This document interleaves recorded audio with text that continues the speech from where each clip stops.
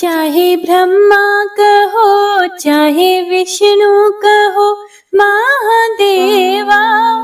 ओम नमो भगवते वासुदेवा। ओम नमो भगवते वासुदेवा। ओम सूर्य देवाय नमः। हरे कृष्णा।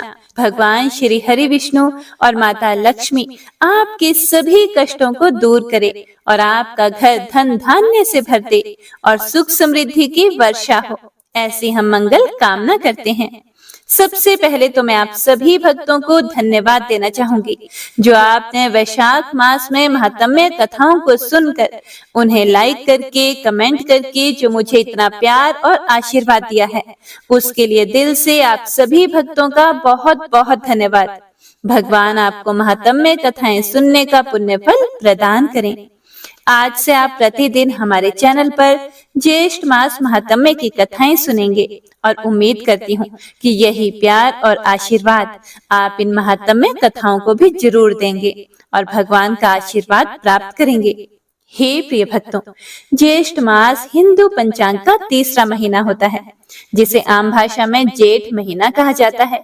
यह माह भगवान विष्णु के पूजन के लिए भी विशेष रूप से प्रिय होता है।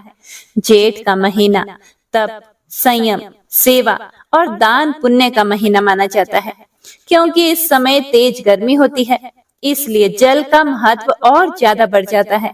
इस महीने में जल दान, छाया दान, पंखा, चप्पल, घड़ा आदि का दान करना बहुत ही शुभ माना जाता है।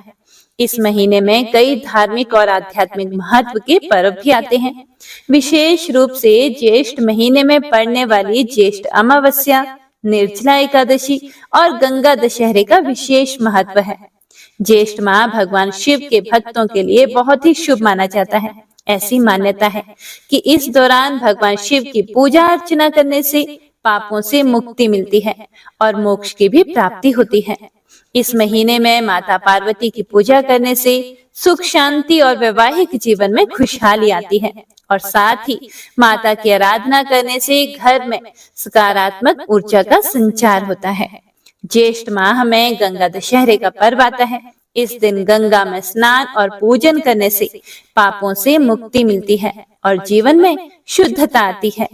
इस महीने के मंगलवार को बड़ा मंगलवार कहा जाता है और ऐसी मान्यता है कि इन दिनों हनुमान जी की पूजा करने से शक्ति, बुद्धि और साहस की प्राप्ति होती है।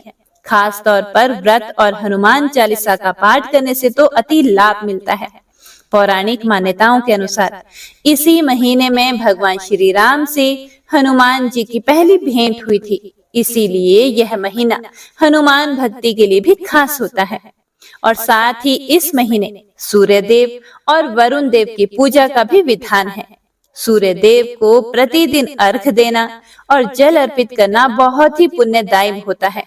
इससे आरोग्यता और सुख समृद्धि का आशीर्वाद मिलता है। इस महीने में सुबह स्नान करके स्वच्छ कपड़े पहने, पूजा स्थान पर दीपक और धूप जलाएं, फिर देवी देवताओं को फूल, फल और नैवेद्य अर्पित करें, मंत्रों का जाप करें और आरती करें और पूजा के अंत में दक्षिणा जरूर अर्पित करें। हे प्रिय भक्तों, ज्येष्ठ मास से जुड़ी एक प्रसिद्ध कथा है जो धार्मिक ग्रंथों में वर्णित है। पौराणिक कथा के अनुसार इस महीने में भगवान विष्णु ने असुरों से संघर्ष करते हुए धर्म की रक्षा की। एक समय की बात है जब असुरों ने देवताओं को हराकर स्वर्ग पर कब्जा कर लिया था। सभी देवता भयभीत हो गए थे और उन्होंने भगवान विष्णु से सहायता मांगी। भगवान श्री हरि विष्णु ने अपने रूपों को बदलकर असुरों से युद्ध किया और उन्हें पराजित करके देवताओं को उनका स्वर्ग लौटाया। इस कथा के माध्यम से यह सीखा जाता है कि भगवान विष्णु ने सदैव ही धर्म की रक्षा की है और इस महीने में पूजा करने से मनुष्य के जीवन में सभी प्रकार की बाधाओं को समाप्त किया जा सकता है। ज्येष्ठ मास में सबसे महत्वपूर्ण माना जाता है गंगा स्नान। अगर गंगा स्नान आपके संभव ना हो तो नहाने के पानी में गंगा जल मिलाकर स्नान करना भी पुण्यकारी होता है। इस महीने में भगवान विष्णु, देवी लक्ष्मी, भगवान सूर्य देव और भगवान शिव की पूजा करना अति शुभ माना जाता है। इस महीने में दान पुण्य का अति महत्व है। आप अन्न, वस्त्र, धन या जल का दान कर सकते हैं और खास तौर पर जल का दान इस महीने में विशेष फल देता है, क्योंकि गर्मी अधिक होने के कारण यह जरूरतमंदों के लिए राहत देता है और साथ ही मंत्र जाप और ध्यान करने से मन शांत रहता है और मानसिक सुख की भी प्राप्ति होती है। तो आइए भक्तों, बिना देर किए एकाग्रचित होकर कथा का श्रवण करें। सबसे पहले सुनते हैं स्कंद जी द्वारा ऋषियों को बताया गया ज्येष्ठ मास में जल के दान का महत्व और अनेक प्रकार के दानों के मंत्र का वर्णन। यह कथा सनातन धर्म के प्राचीन पुराणों पर आधारित है। ओम श्री परमात्मने नमः। श्री गणेशाय नमः। ओम नमो भगवते वासुदेवाय। स्कंद जी ऋषियों से बोले कि जिस प्रकार सभी देवताओं से श्री विष्णु भगवान बड़े हैं, प्रशंसा के लायक हैं और प्रजा के पालन करता है, इसी तरह से यह ज्येष्ठ मास के सभी दिन श्रेष्ठ हैं और पर्व के समान है। इसीलिए यह मास सभी लोकों में श्रेष्ठ माना गया है। इस ज्येष्ठ मास में शौच आदि से निवृत्ति होकर प्रातःकाल स्नान करना चाहिए। जिस प्रकार दशाश्वमेध तीर्थ में स्नान, गंगा स्नान लोगों को पवित्र करती है, समस्त पापों के नाश के लिए ज्येष्ठ मास में स्नान कर और दशाश्वमेधेश्वर का दर्शन करें तो स्नान करने वाला भी दूसरी बार जन्म नहीं लेता। इस ज्येष्ठ मास के दिवस पुण्यतम और धर्म युक्त हैं। जिस ज्येष्ठ मास में पाप नाशिनी और सुंदर स्तोत्र वाहिनी गंगा अवतीर्ण हुई थी, ज्येष्ठ मास की सभी तिथियों में अधिक पुण्य देने वाली दशमी तिथि 10 प्रकार के पापों का नाश करने वाली है। उस दिन स्नान और दान अवश्य ही करना चाहिए। जल पूर्ण घट दान, जल दान, व्यंजन का दान, चंदन का दान, छत्र दान और जूता दान भगवान त्रिविक्रम की प्रीति के लिए अवश्य ही करना चाहिए। ज्येष्ठ मास में अनेक दान को करने के मंत्र इस प्रकार से हैं। जूता दान का मंत्र। हे केशव, कांटों और कंकड़ों से रक्षा के निमित्त मैं जूता दान करूंगा, जो कि सब स्थानों में सुख देने वाला है। इस जूता दान से आप मुझे शांति प्रदान करें। छत्र दान का महामंत्र। हे केशव, हे प्रभु, इस लोक और परलोक में धूप से आप मेरी रक्षा करें। हे प्रभु, यह छत्र आपकी प्रीति अर्थात आपके प्रिय ब्राह्मण को मैंने दिया है। शक्कर तथा जल पूर्ण घट दान का मंत्र। हे प्रभु, मैंने शक्कर और जल से पूर्ण घट का दान दिया है। इससे 33 तिथियों के देवता प्रसन्न हो। अब व्यंजन दान का मंत्र सुनिए। हे प्रभु, सदैव धर्म को शांति देने वाले श्री विष्णु भगवान का प्रिय व्यंजन श्री त्रिविक्रम भगवान की प्रीति के लिए मैंने ब्राह्मण को दिया। अब चंदन दान का मंत्र इस प्रकार से है। यह कपूर खस से युक्त चंदन सुंदर और रुचिकर है। इसका मैं दान करता हूँ। इसके दान से देवता, ऋषि, पिता और मनुष्य सब तृप्त होते हैं। इस प्रकार अपनी शक्ति के अनुसार अनेक दानों को देना चाहिए और प्राणी मात्र की रक्षा के लिए निर्जन देश में जल दान करना चाहिए। जो प्राणी मात्र के लिए जल दान देने में समर्थ है, वह ब्राह्मण के लिए प्रतिदिन जल का दान करें और पीपल, वट आदि वृक्षों का अनेक विधि द्वारा जल से सिंचन भी करें। जलदान से अधिक श्रेष्ठ दान ना तो हुआ है और ना ही होगा। इसीलिए सभी उपाय से जलदान का विधान विशेष कहा गया है। हे प्रिय भक्तों, जो मनुष्य मोहवश ज्येष्ठ मास में जलदान नहीं करता, वह घोर नरकों की यातनाओं को भोग कर पुनः पृथ्वी पर आकर चातक यानी पपीहे की योनि में जन्म लेता है।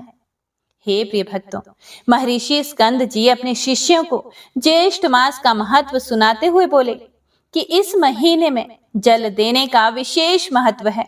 इस मास में किया गया थोड़ा सा दान अधिक पुण्य प्रदान करता है। ज्येष्ठ मास में भगवान का सच्चे हृदय से ध्यान करने वाले मनुष्य को मोक्ष की प्राप्ति होती है। ज्येष्ठ मास के देवता श्री हरि विष्णु जी हैं। इस मास में अन्नदान, जल का दान, व्यंजन का दान, चंदन दान, हल दान और जूतों का दान करने से शांति प्राप्त होती है। चंदन का दान करने से देवता, ऋषि और पितृ प्रसन्न होते हैं निर्जन क्षेत्र में प्राणी मात्र की रक्षा के लिए जल का दान करना चाहिए, छायादार वृक्ष लगाने चाहिए और प्याऊ लगाने चाहिए। ऋषि स्कंद जी आगे बोले कि हे शिष्यों, जो मनुष्य सक्षम होते हुए भी ज्येष्ठ मास में जल जैसा सुलभ दान नहीं करता, वह तो मृत्यु के पश्चात नरक की यातना भोग कर पपीहे की योनि में पड़ता है। इस विषय में मैं तुम्हें एक कथा सुनाता हूँ, ध्यान से सुनो।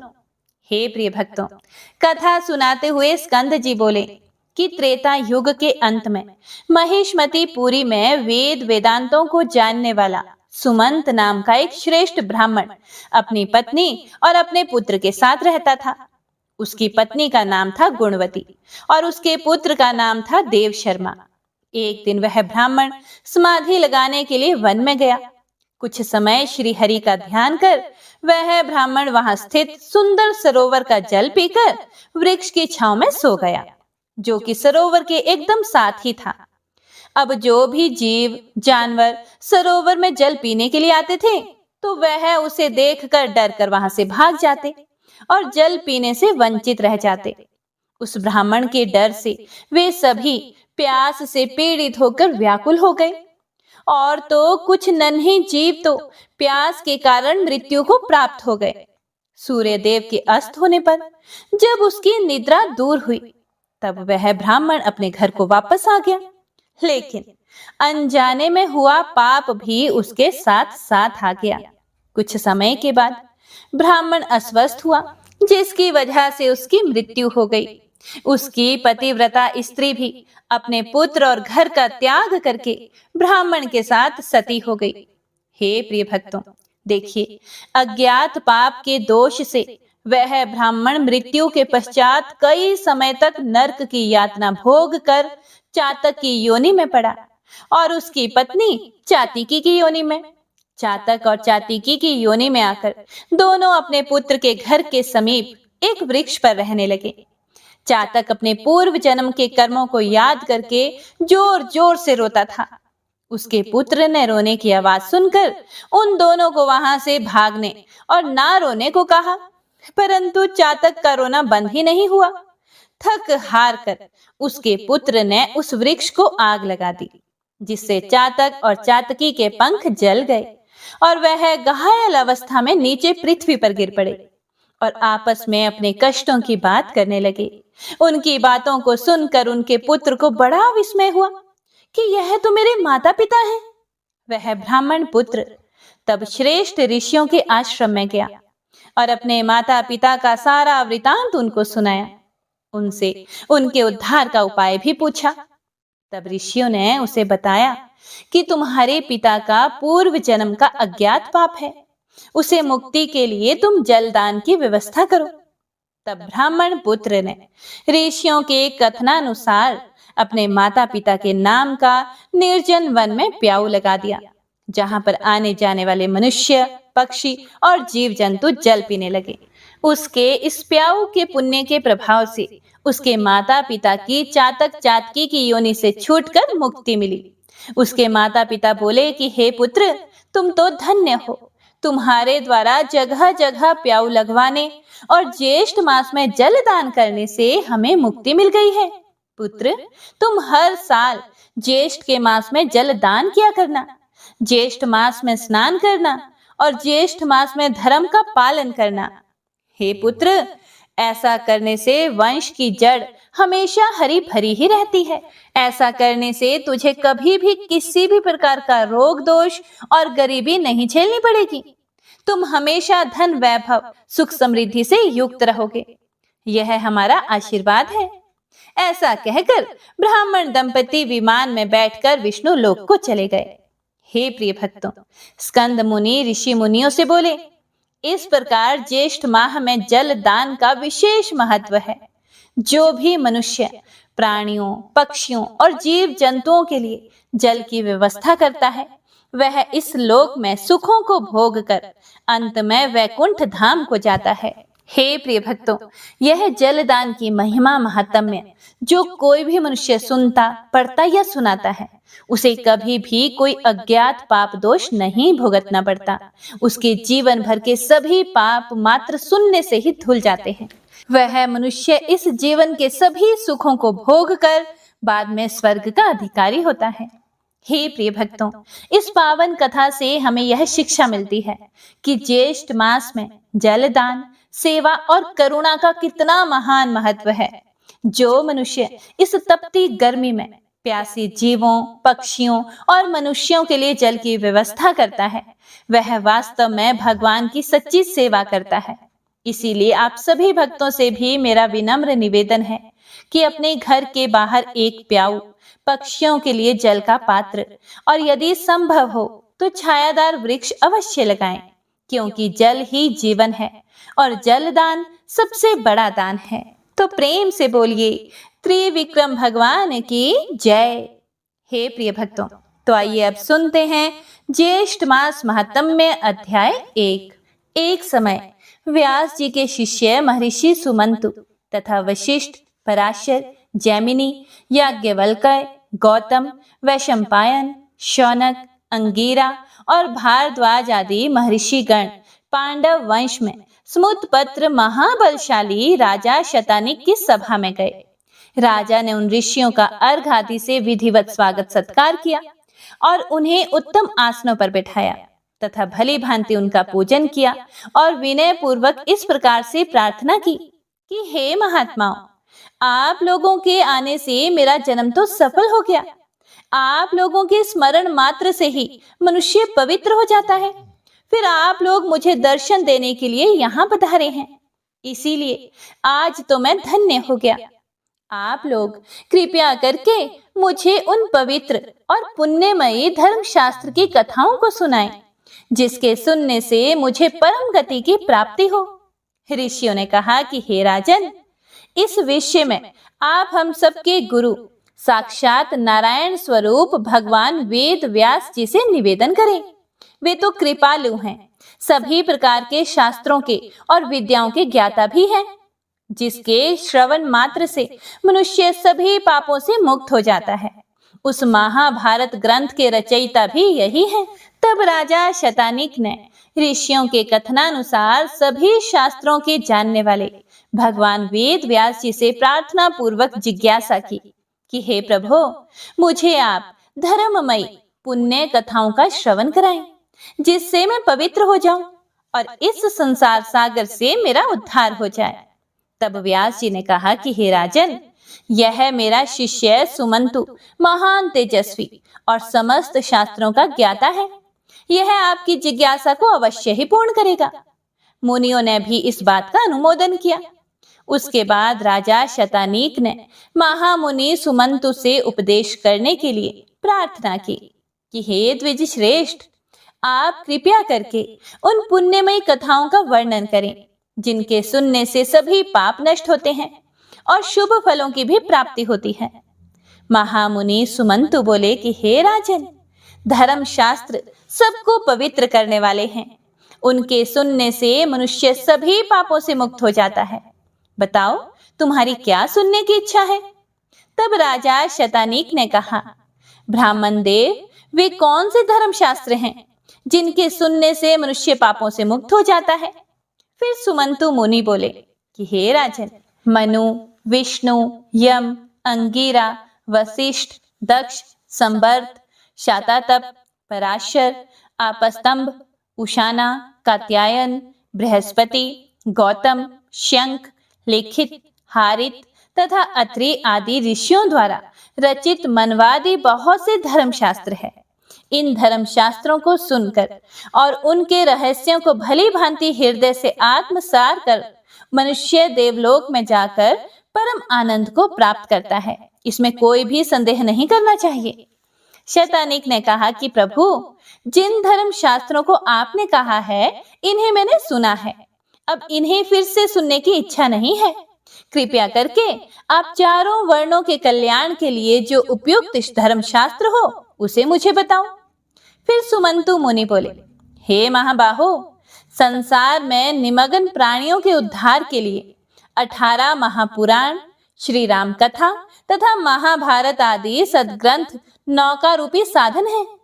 18 महापुराणों तथा 8 प्रकार के व्याकरणों को भली भांति समझकर सत्यवती के पुत्र वेद व्यास जी ने महाभारत संहिता की रचना की, जिसके सुनने से मनुष्य ब्रह्म हत्या के पापों से मुक्त हो जाता है। इनमें 8 प्रकार के व्याकरण इस प्रकार से हैं: ब्राह्म, ऐन्द्र, याम्य, रौद्र, वायव्य, वारुण, सावित्र तथा वैष्णव। ब्रह्म, पद्म, विष्णु, शिव, भागवत, नारदीय, मार्कंडेय, अग्नि, भविष्य, ब्रह्म वैवर्त, लिंग, वारह, स्कंद, वामन, कूर्म, मत्स्य, गरुड़ तथा ब्रह्मांड, ये 18 महापुराण हैं। ये सभी चारों वर्णों के लिए उपकारक हैं। इनमें से आप क्या सुनना चाहते हैं वह बताओ। फिर राजा शतानीक ने कहा, हे विप्रवर, मैंने महाभारत सुना है तथा श्री राम कथा भी सुनी है, अन्य पुराणों को भी सुना है। अब मेरी इच्छा है कि अब आप मुझे ज्येष्ठ मास महात्म्य सुनाएं। सुमंतु मुनि बोले कि हे राजन, आपने अति उत्तम बात पूछी है। मैं आपको ज्येष्ठ मास महात्म्य की कथा सुनाता हूँ, सुनो, जिसके श्रवण करने से ब्रह्म हत्या आदि बड़े बड़े पाप भी नष्ट हो जाते हैं और अश्वमेध आदि यज्ञों का पुण्य फल प्राप्त होता है तथा अंत में सूर्य लोक की प्राप्ति होती है। इसमें बिल्कुल भी संदेह नहीं करना चाहिए। यह उत्तम पुराण पहले ब्रह्मा जी द्वारा कहा गया है। सुमंतु मुनि ने कहा कि हे राजन, अब मैं तुम्हें धनवर्धन नामक वैश्य की कथा सुनाता हूँ, जिसने उच्छिष्ट भोजन अर्थात झूठा भोजन किया। उसके बाद उसका क्या परिणाम हुआ उसे भी सुनिए। तब सुमंतु मुनि ने कहा, हे राजन, सतयुग की बात है। पुष्कर क्षेत्र में धन धान्य से संपन्न धनवर्धन नामक एक वैश्य रहता था। एक दिन वह ग्रीष्म ऋतु में मध्याह्न के समय वैश्वदेव कर्म संपन्न कर अपने पुत्र, मित्र तथा बंधु बांधवों के साथ भोजन कर रहा था और इतने में ही अचानक उसे बाहर से एक करुण शब्द सुनाई पड़ा। उस शब्द को सुनते ही वह दयावश भोजन को छोड़कर बाहर की ओर दौड़ा, लेकिन जब तक वह बाहर पहुंचा वह आवाज तो बंद हो गई थी और फिर वह लौटकर उस वैश्य ने पात्र में जो छोड़ा हुआ भोजन था उसे खा लिया। भोजन करते ही उस वैश्य की मृत्यु हो गई और इस अपराधवश परलोक में भी उसकी दुर्गति हुई। इसीलिए छोड़े हुए भोजन को फिर कभी नहीं खाना चाहिए। हे प्रिय भक्तों, ऐसी मान्यता है कि भोजन करते समय दिशा का भी विशेष महत्व होता है। पूर्व दिशा की ओर मुख करके भोजन करने से आयु बढ़ती है। दक्षिण की ओर मुख करके खाने से यश की प्राप्ति होती है। पश्चिम की ओर मुख करने से लक्ष्मी की कृपा बनी रहती है और उत्तर दिशा की ओर मुख करके भोजन करने से सत्य की वृद्धि होती है। भोजन हमेशा ही एकाग्रचित होकर शांत मन से और उत्तम अन्न का करना चाहिए। भोजन करने के बाद आचमन करना चाहिए और जल से आंख, कान और नाक का स्पर्श करना शुभ माना गया है। हमें अन्न का सदैव ही सम्मान करना चाहिए, उसकी कभी भी निंदा नहीं करनी चाहिए। भोजन को देखकर मन में संतोष और प्रसन्नता का भाव रखना चाहिए और हर्ष पूर्वक भोजन करना चाहिए। श्रद्धा और आदर से ग्रहण किया गया अन्न शरीर में बल और तेज बढ़ाता है, जबकि निंदा या अनादर से खाया गया अन्न शक्ति और तेज दोनों को कम कर देता है। इसीलिए हमेशा शुद्ध और उत्तम अन्न का ही सेवन करना चाहिए। झूठा भोजन ना तो किसी को देना चाहिए और ना ही स्वयं ही किसी का झूठा खाना चाहिए। भोजन को बार बार छोड़कर फिर से नहीं खाना चाहिए, बल्कि एक ही बार बैठकर संतोष पूर्वक भोजन करना उचित है। जो व्यक्ति लोभवश बार बार उठकर या बीच बीच में भोजन करता है वह अपने दोनों लोकों का नुकसान करता है, जैसे धनवर्धन वैश्य के हुए थे। इसीलिए भोजन हमेशा नियम, श्रद्धा और संयम के साथ ही करना चाहिए। अधिक भोजन भी नहीं करना चाहिए, क्योंकि इससे शरीर में अत्यधिक रस की उत्पत्ति होती है, जिससे प्रतिशय अर्थात जुखाम, मंदाग्नि, ज्वर आदि अनेक रोग उत्पन्न हो जाते हैं। अजीर्ण हो जाने से स्नान, दान, तप, होम, तर्पण, पूजा आदि कोई भी पुण्य कर्म ठीक से संपन्न नहीं हो पाते। अति भोजन करने से अनेक रोग उत्पन्न होते हैं, आयु भी घटती है और लोक में निंदा होती है तथा अंत में सद्गति भी नहीं होती। उच्छिष्ट अर्थात जूठे मुख से कहीं नहीं जाना चाहिए, सदा पवित्रता से रहना चाहिए। पवित्र मनुष्य यहाँ सुख से रहता है और अंत में स्वर्ग को जाता है। फिर राजा ने पूछा कि हे मुनीश्वर, ब्राह्मण किस कर्म के करने से पवित्र होता है? आप इसका भी वर्णन कीजिए। सुमंतु मुनि बोले कि हे राजन, जो ब्राह्मण विधि पूर्वक आचमन करता है वह पवित्र हो जाता है और सत्कर्मों का अधिकारी भी हो जाता है। आचमन की विधि इस प्रकार है। हाथ पांव धोकर पवित्र स्थान में आसन के ऊपर पूर्व अथवा उत्तर की ओर मुख करके बैठें। दाहिने हाथ को जानु के भीतर रखकर दोनों चरण बराबर रखें तथा शिखा में संधि लगाएं और फिर उष्णता एवं फेन से रहित शीतल और निर्मल जल से आचमन करें। खड़े खड़े, बात करते हुए, इधर उधर देखते हुए, जल्दी जल्दी से और क्रोध युक्त होकर कभी भी आचमन ना करें। हे राजन, ब्राह्मण के दाहिने हाथ में 5 तीर्थ कहे गए हैं।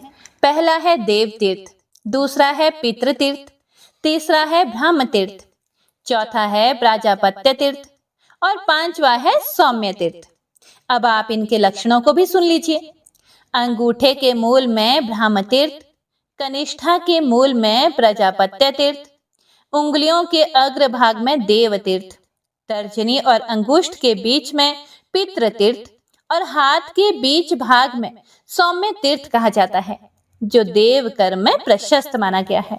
देवार्चा ब्राह्मण को दक्षिणा आदि कर्म देव तीर्थ से, तर्पण, पिंड दान आदि कर्म पितृ तीर्थ से, आचमन ब्रह्म तीर्थ से करें। विवाह के समय लाजा होम आदि और सोमपान प्राजापत्य तीर्थ से करें। कमंडलू ग्रहण, दधी प्राशन आदि कर्म सौम्य तीर्थ से करना चाहिए। ब्रह्म तीर्थ से उपस्पर्शन सदा श्रेष्ठ माना गया है। अंगुलियों को मिलाकर एकाग्रचित होकर पवित्र जल से बिना शब्द किए 3 बार आचमन करने से महान फल प्राप्त होता है और देवता प्रसन्न होते हैं। प्रथम आचमन से ऋग्वेद, द्वितीय आचमन से यजुर्वेद और तृतीय आचमन से सामवेद की तृप्ति होती है तथा आचमन करके जल युक्त दाहिने अंगूठे से मुख का स्पर्श करने से अथर्ववेद की तृप्ति होती है। ओष्ठ के मार्जन से अर्थात होंठों के मार्जन से इतिहास और पुराणों की तृप्ति होती है। मस्तक में अभिषेक करने से भगवान रुद्र प्रसन्न होते हैं और शिखा के स्पर्श से ऋषिगण, दोनों आंखों के स्पर्श से सूर्य, नासिका के स्पर्श से वायु, कानों के स्पर्श से दिशाएं और भुजा के स्पर्श से यम, कुबेर, वरुण, इंद्र तथा अग्निदेव तृप्त होते हैं। नाभि और प्राणों की ग्रंथियों के स्पर्श करने से सभी तृप्त हो जाते हैं। पैर धोने से विष्णु भगवान, भूमि में जल छोड़ने से वासुकी आदि नाग तथा बीच में जो जल बिंदु गिरते हैं उनसे 4 प्रकार के भूतग्राम की तृप्ति होती है। अंगुष्ठ और तर्जनी से नेत्र, अंगुष्ठ तथा अनामिका से नासिका, अंगुष्ठ एवं मध्यमा से मुख, अंगुष्ठ और कनिष्ठा से कान, सभी उंगलियों से भुजाओं का, अंगुष्ठ से नाभि मंडल तथा सभी उंगलियों से सिर का स्पर्श करना चाहिए। अंगुष्ठ अग्नि रूप है, तर्जनी वायु रूप, मध्यमा प्रजापति रूप, अनामिका सूर्य रूप और कनिष्ठिका इंद्र रूप है। इस विधि से ब्राह्मण के आचमन करने पर संपूर्ण जगत, देवता और लोग तृप्त हो जाते हैं। ब्राह्मण सदा पूजनीय है क्योंकि वह सर्वदेवमय माना जाता है। ब्रह्म तीर्थ, प्राजापत्य तीर्थ अथवा देव तीर्थ से आचमन करें, परंतु पितृ तीर्थ से कभी भी आचमन नहीं करना चाहिए। आचमन का जल हृदय तक जाने से ब्राह्मण की, कंठ तक जाने से क्षत्रिय की और वैश्य की जल के प्राशन से तथा शूद्र की जल के स्पर्श मात्र से शुद्धि हो जाती है। ओम नमो नारायणाय। तो आज की कथा यहीं पर समाप्त होती है। इससे आगे का वर्णन आप सभी भक्तजन कल के अध्याय में जरूर सुनिएगा। इन कथाओं की वीडियो को ज्यादा से ज्यादा आप शेयर भी जरूर कीजिएगा ताकि सभी भक्तजन इन कथाओं को सुनकर पुण्य फल अर्जित कर सकें। तो आइए भक्तों, अब सुनते हैं श्री सूर्यदेव चालीसा। श्री रवि हरत हो घोरतम, अगणित किरण पसारी, वंदन करु तब चरणन में, अर्घ देउ जलधारी। सकल सृष्टि के स्वामी हो, सचराचर के नाथ, निस्दिन होत तुमसे ही, होवत संध्या प्रभात। जय भगवान सूर्य तमहारी, जय खगेश दिनकर शुभकारी। तुम हो सृष्टि के नेत्र स्वरूपा, त्रिगुणधारी त्रैवेद स्वरूपा। तुम ही करता पालक संहारक, भुवन चतुर्दर्श के संचालक। सुंदर बदन चतुर्भुजधारी, रश्मि रथी तुम गगन विहारी। चक्र शंख अरु श्वेत कमल धर, वर मुद्रा सोहत चोटे कर। शीश मुकुट कुंडल गलमाला, चारु तिलक तब भाल विशाला। सप्त अश्वरथ अति द्रुतगामी, अरुण साथी गति अविरामी। रक्त वरुण आभूषण धारक, अति प्रिय तोहे लाल पदारथ। सर्वात्मा कहे तुम्हें ऋग्वेदा, मित्र कहे तुमको सब वेदा। पंच देवों में पूजे जाते, मन वांछित फल साधक पाते। द्वादश नाम जाप उद्धारक, रोग शोक अरु कष्ट निवारक। माँ कुंती तब ध्यान लगायो, दानवीर सुत कर्ण सो पायो। राजा युधिष्ठिर तब जस गायो, अक्षय पात्र वो वन में पायो। शस्त्र त्याग अर्जुन अकुरायो, बन आदित्य हृदय से पायो। विंध्याचल तब मार्ग में आयो, हाहाकार तिमिर से छायो। मुनि अगस्त्य गिरि गर्व मिटायो, निज तक बल से विंध्य नवायो। मुनि अगस्त्य तब महिमा गाई, सुमिर भय विजय रघुराई। तोहे विरोक मधुर फल जाना, मुख मैलिन ही तोहे हनुमाना। तब नंदन शनि देव कहावे, पवन के सुत शनि तीर मिटावे। यज्ञ व्रत स्तुति तुम्हारी कीन्ही, भेंट शुक्ल यजुर्वेद की दिन ही। सूर्यमुखी खरितर तब रूपा, कृष्ण सुदर्शन भानु स्वरूपा। नमन तोहे ओंकार स्वरूपा, नमन आत्मा अरु काल स्वरूपा। दिग दिगंत तब तेज प्रकाशे, उज्ज्वल रूप तुम्ही आकाशे। दश दिगपाल करत तब सुमिरन, अंजलि नित्य करत हैं अर्पण। त्रिविध ताप हरता तुम भगवन, ज्ञान ज्योति करता तुम भगवन। सफल बनावे तब आराधना, गायत्री जप सरल है साधन। संध्या त्रिकाल करत जो कोई, पावे कृपा सदा तब वो ही। चित शांति सूर्याष्टक देव, व्याधि अपाधि सब हर लेवे। अष्टदल कमल यंत्र शुभकारी, पूजा उपासन तब सुखकारी। माघ मास शुद्ध सप्तमी पावन, आरंभ हो तब शुभ व्रत पालन। भानु सप्तमी मंगलकारी, भक्ति दायिनी दोषण हारी। रविवासर जो तुमको ध्यावे, पुत्रादिक दुख वैभव पावे। पाप रूपी पर्वत के विनाशी, व्रज रूप तुम हो अविनाशी। राहु आन तब ग्रास बनावे, ग्रहण सूर्यता को लग जावे। धर्म दान तप करते हैं साधक, मिटत राहु तब पीड़ा बाधक। सूर्य देव तब कृपा कीजे, दीर्घ आयु बल बुद्धि दीजे। सूर्य उपासना कर नित ध्यावे, कुष्ठ रोग से मुक्ति पावे, दक्षिण दिशा तोरी गति जावे, दक्षिणायन वो ही कहलावे, उत्तर मार्गी तोरो रथ होवे, उत्तरायण तब वो कहलावे, मन अरु वचन कर्म हो पावन, संयम करता भलित आराधना। भरत दास चिंतन करत, घर दिन कर तब ध्यान, रखियो कृपा इस भक्त पे, तुम्हारी सूर्य भगवान। जय सूर्यदेव।